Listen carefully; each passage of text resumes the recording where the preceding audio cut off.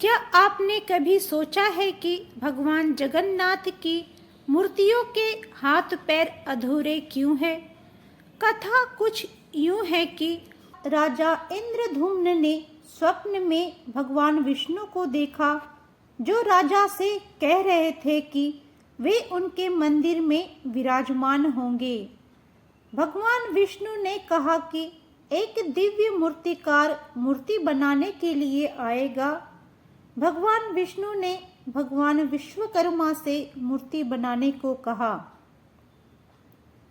यह कहा जाता है कि भगवान विश्वकर्मा, जो भगवान की मूर्तियों का निर्माण कर रहे थे, उन्होंने एक शर्त रखी थी कि कोई भी मूर्तियों का निर्माण होते देखने के लिए दरवाजा न खोले। कथा के अनुसार विश्वकर्मा जी ने मूर्तियों को बनाने का कार्य प्रारंभ किया।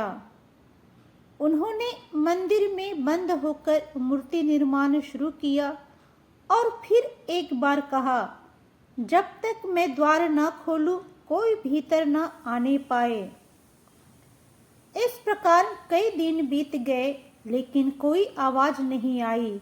तब राजा व्याकुल हो उठे और हड़बड़ाहट में शर्त भूलकर द्वार खोल दिया।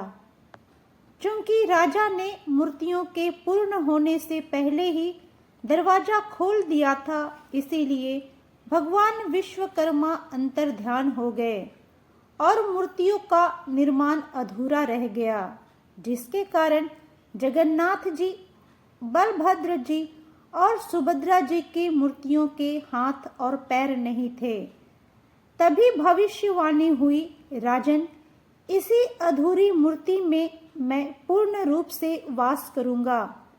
इस कारण से जगन्नाथ जी, बलभद्र जी और सुभद्रा जी की मूर्तियों में हाथ और पैर नहीं है।